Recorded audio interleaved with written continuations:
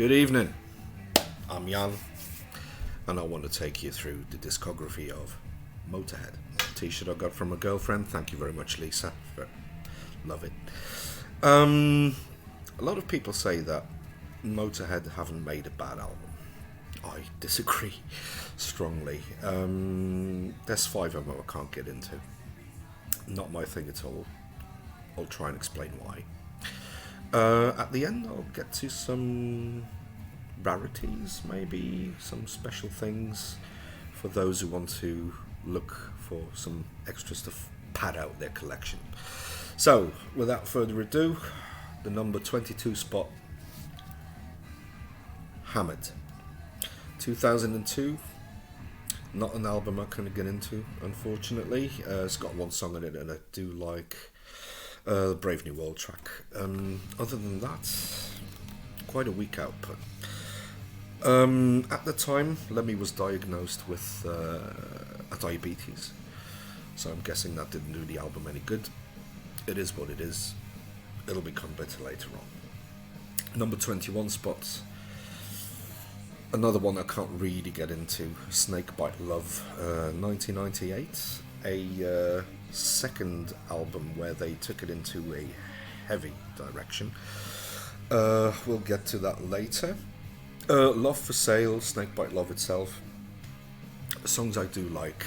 Other than that, apparently, and Lemmy said it himself in his book, they went into the studio quite unprepared. Didn't have that much material. A lot of the music was done on the spot, and well, it sounds like it. I'm sorry. Next up, and now the hate mail will come, Sacrifice, 1995. What can you say? Probably the heaviest album they ever made.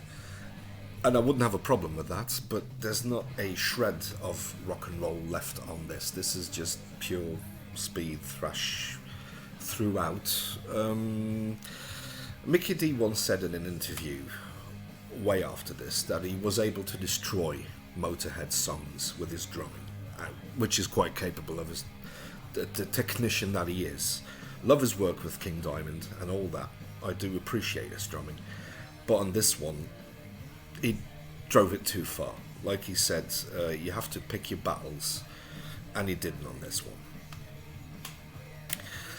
Number 19, Motorizer, 2008. Quite a weak output for me. Teach You How to Sing the Blues and Rock Out are songs I do appreciate, but on the whole, it doesn't do it for me. There's nothing more I can say to that. This is a personal taste thing. And on this one, a lot of people will agree with me. 1992's March or Die. Their epic years. Lemmy moved to the US of A. Their sound kind of mellowed out on this one. Not that I have a problem with mellowing it out, but here, I don't know. Songs like Stand, I Ain't No Nice Guy, Hellraiser, The Asylum Choir, I do appreciate. But other than that, even the cover, the Ted Nugent cover, Cat Scratch Fever, it misses balls. And apparently at the time, that's the last album of Filthy Animal Taylor ever. Filthy apparently nicked Lemmy's girlfriend, so that was the end of their cooperation. In came Mickey D for the first time for 1 or 2 tracks, if I'm not mistaken. You can't really hear it on the album because, well, it's a softer output and rather uninspired. That's more where the problem lies. Next up, and the good news is the next 17 albums do quite resonate with me, rather. 2006's Kiss of Death, Devil I Know, God Was Never On Your Side. Even the Metallica cover, Whiplash, quite well done, I might add. Good effort. Better albums are on their way, but still, of the last lineup, this is things taken off in a good direction. Next up, on the number 16 spot, Motörhead, the self-titled debut. Apparently there's 2 versions. First one recorded with Larry Wallace and Lucas Fox. which didn't see daylight until years later. And then there was a version with Filthy Animal Taylor overdubbing some of the drums. And I think on the second version, Fast Eddie Clarke was on there as well. The two albums, On Parole and Motörhead, they do kind of sound alike. There's not that much difference unless you listen closely. The track list is very similar, and we have Lemmy coming off his duties as bass player and main songwriter with Hawkwind, and you can hear it on it. I mean, the song Motörhead itself, Lost Johnny, The Watcher, I think are what Hawkwind tracks. A little more spacey, but very good. Very enjoyable album. Then, on the numbers 15 spot rather, We Are Motörhead, a supposed return to form, 2000. And after the 90s slump, which I explained, the Sacrifice, Snakebite Love thing, yeah, this was a return to form. I saw them on that tour. They played Stay Out of Jail. Loved that song ever since. Quite a heavy album, actually, especially the opening track, See Me Burning, goes off. A notorious Sex Pistols cover, God Save the Queen, and a sneering Lemmy is nothing to spit at. I mean, quite comparable to a sneering John Lydon. Very good album. Number 14, speaking of the other two that bookend that album, Overnight Sensation, Snakebite Love and Sacrifice respectively. This was quite a surprise because a return to rock and roll, more rock and roll if you will. The first album without Wurzel, who left the band after Sacrifice, apparently having trouble with the makeup of this album, as do I, and apparently due to some money problems. It was never really addressed between the two, as far as I know. Wurzel suspected Lemmy of keeping him from some money, unfortunately. Very good album, very rock and roll. I don't believe a word. The title song itself, check it out. Number 14, number 13, lucky 13, Inferno, 2004. Another surprise, going into a very heavy direction again, but the experiment works better than Sacrifice and Snakebite Love. Terminal Show, opening number alone, Killers, In the Name of Tragedy, Suicide, I mean those four songs alone, and you're on your way. Like I said, very heavy album, one of the better efforts of the 2000s, and as Lemmy himself said, because it really annoyed him that when people thought of Motörhead they would be thinking of the Mark II lineup, and especially the Ace of Spades album. He always argued that there were better albums, or at least as good albums, that they have made in their later career. This is very much proof of that. Number 12, 2010's The World Is Yours. Things are picking up here for me. The last three albums they ever made, it's like they pick it up a notch knowing they're getting to the end of their career. And there's a phenomenon you see with other bands as well. I mean, the last two David Bowie albums, for instance, magic. The last three Deep Purple albums for now, wow. I hope they go on for a number of years still. But I don't know what's going on with some of these groups. They elevate their game. And with The World Is Yours, that is certainly the case. Get Back in Line, very fun track. The Brotherhood of Man, Bye Bye Bitch. Very enjoyable album. Number 11, Aftershock, the second to last Motörhead album. Arguably the first half is a little stronger than the second, but still, like it a bit more than The World Is Yours. Lost Woman Blues, End of Time, Dust and Glass, especially Dust and Glass. A very weird track, going into a more spacey direction, Hawkwindish kind of character type thing. They haven't done that since the debut. Interesting track. If you haven't heard it yet, go and check it out. Then, top 10. Iron Fist.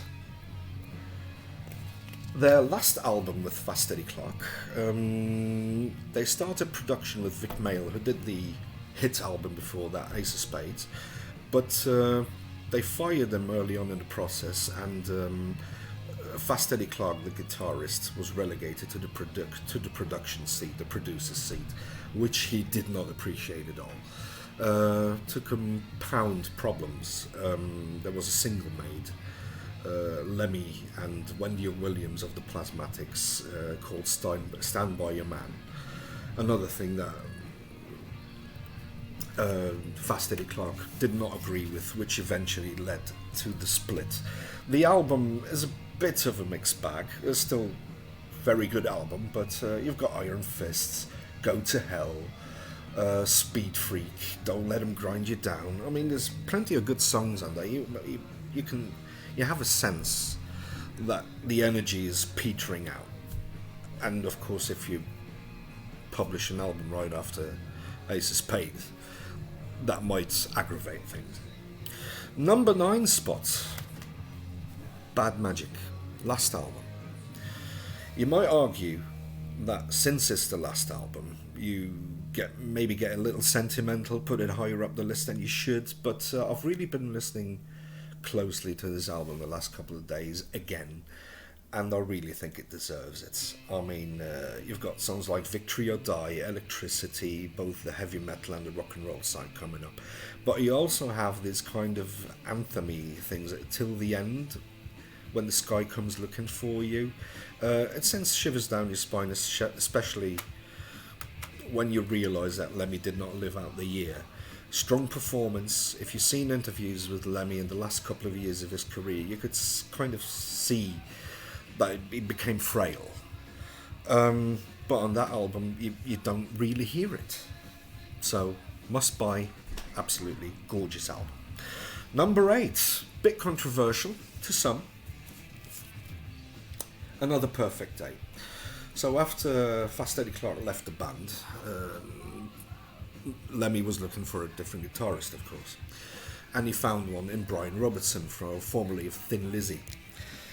And it's quite weird. It's an experiment gone right. You've got the melodic guitar playing of Robbo versus the booming bass of Lemmy, the more punky side, and it results in probably their proggiest album they've ever done.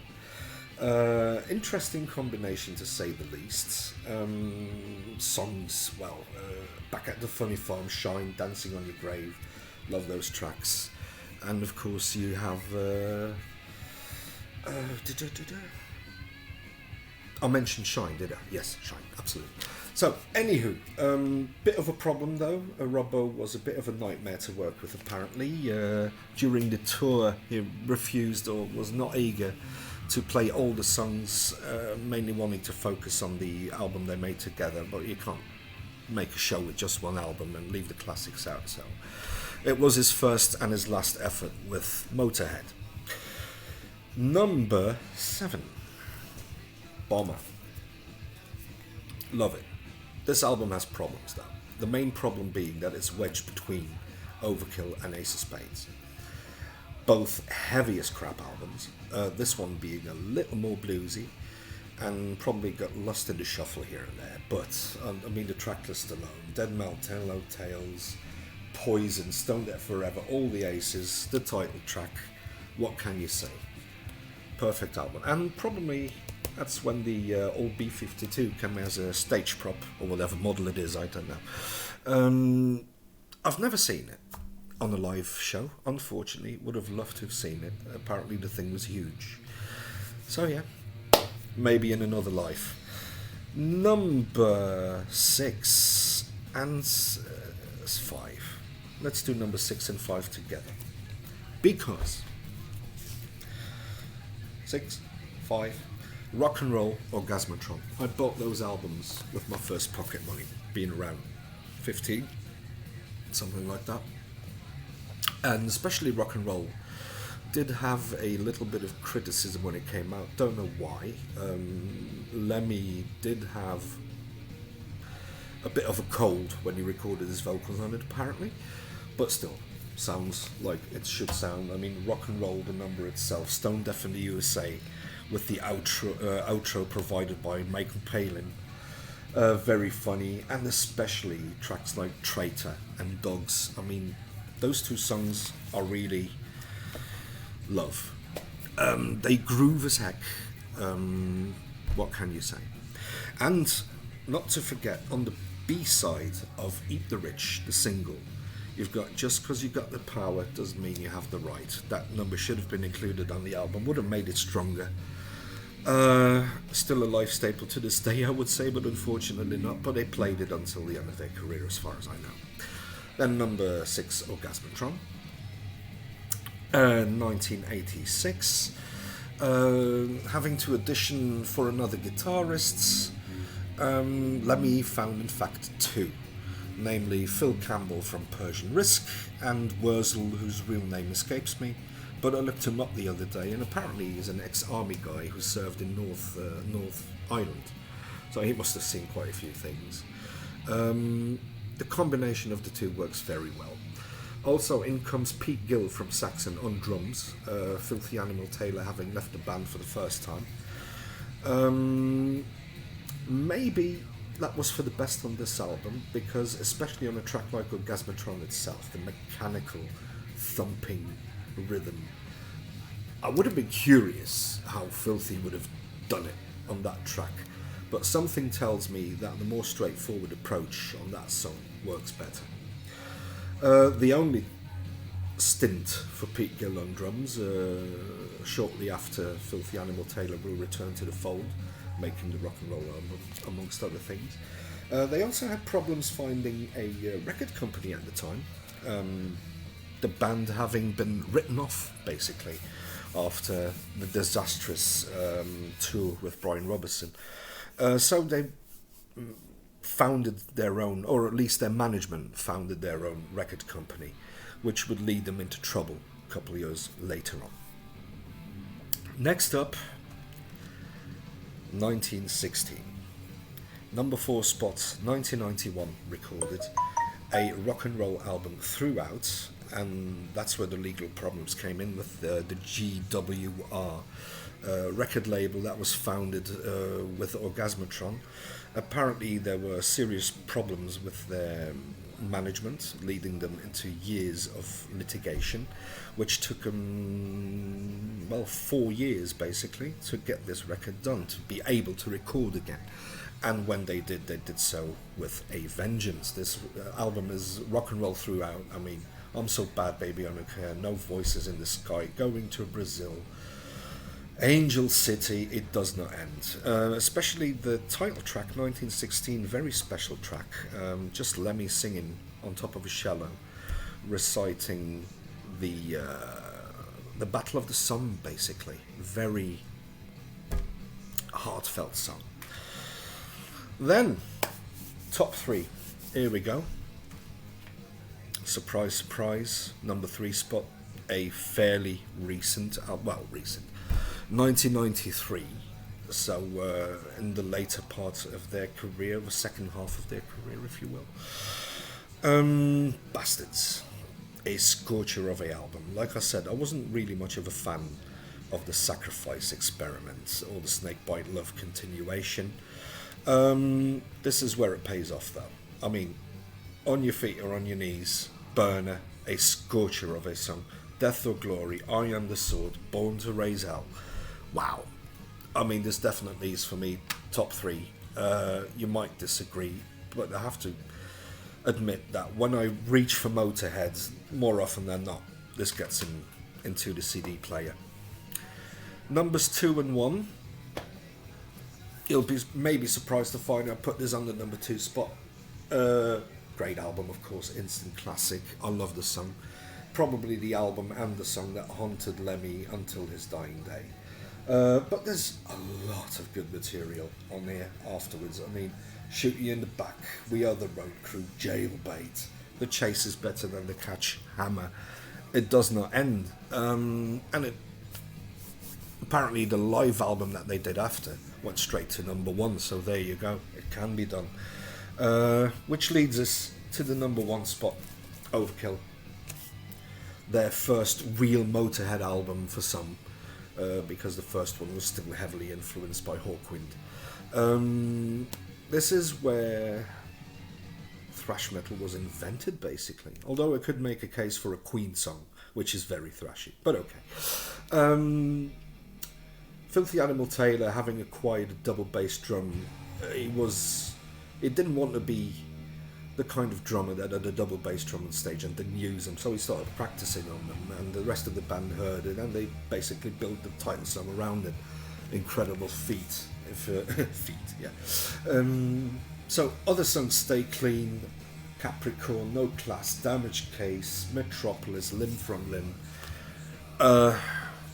Instant classic is an understatement, really. Love that album to bits. So there you go. That's my top 22, if you will.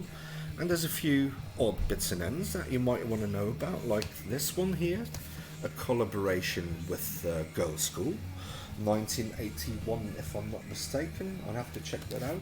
Anywho, so Girls' School cover a Motörhead song, Motörhead cover a Girls' School song, and they both play on Please Don't Touch. Very fun mini LP. You can find these tracks on other compilations, but having the original kind of, I don't know, I love this when I first got my grubby hands on it. Then yeah, a couple of live albums. No Sleep to Hammersmith, we talked about this. This should have been a double live album. I mean, plus it wasn't recorded at Hammersmith apparently. A couple of other places, Leeds amongst other things, but no idea why they called it that. But a scorcher of a album, a best of the first three. So yeah, absolutely. And another live album which I can appreciate, with Phil Campbell and Wurzel on guitars. Probably a stopgap album because they had trouble with GWR, as I mentioned before. So mainly songs of the later era, the Orgasmatron rock and roll album. Very enjoyable though. It's a bit, well, sewn together. It's not a real set list, but very nice. The Birthday Party, still looking on that for that on DVD. I want to see how they did that, but yeah, first 10 years. Then this compilation might be of interest, mainly because it's got a couple of Hawkwind songs, but mainly It's All Right by the Rocking Vickers, a early band which Lemmy joined in the mid-60s, if I'm not mistaken, before he was Jimi Hendrix road crew guy. It's funny, it's a bit Beatlesque. So, and apparently the most money he's ever seen, at the time at least, so it's not like he died poor, but well, when you make that kind of money playing in a pop group when you're in your 20s, that's not too bad of an idea. This I like as well. Box set. The first 10 singles in the box set, and it's mainly interesting because it's got Louie Louie and the Bomber B-side, Over the Top, which are both very strong songs. The Golden Years EP, live EP, and a couple of songs here and there. Oh yeah, the St. Valentine's Massacre EP is on there as well, so if you don't want to shell out for the vinyl version, this might be an idea. No idea how much this box set goes these days, but at the time it was very affordable. That one, not so much. A 5 CD retrospective from the beginning to 2002. Mainly interesting because it's got some songs on here that you can't even find on their Spotify lists. So, BBC sessions and Peel sessions you will find on there. But there's a couple of songs like the Hell on Earth song, exactly, the Hellraiser original soundtrack, Black Leather Jackets, which I think was on the flexi disc at the time, if I'm not mistaken. Orgasmatron 2000, of course, but you don't really need that. And especially, and that's interesting, the live album at the end, the 5th disc, going throughout the era. There's a nice little book with it, some reading material for you. And then last but not least, the best of Motörhead, which is mainly a compilation of, if I'm not mistaken, Deaf Not Blind, the first video they put out, which was supposed to be or look like a live video, but it's just them on stage without an audience. Still very nice to watch, actually, interspersed with songs from the Brian Robertson era. So it's material I haven't seen that often, so I'm really glad I could find that. A live album from the 1916 period, and 25 and a live Bone Shaker, the latter day, if you will. What I would wish for is a DVD or a DVD box set with all their videos and some outtakes here and there to complete the picture. And of course, you have No Remorse, a compilation album from 1985, which has each side ends with a new song with the lineup that they had then. Phil Campbell and Wurzel. Amongst other things, Killed by Death. I don't have a copy to show you because I'm still looking for one with the original leather sleeve. So okay, I hope you enjoyed this. If you disagree with my top 22, get into the comments, show me how you see things, and yeah, maybe we'll have a beer together. Peace out, have a good one.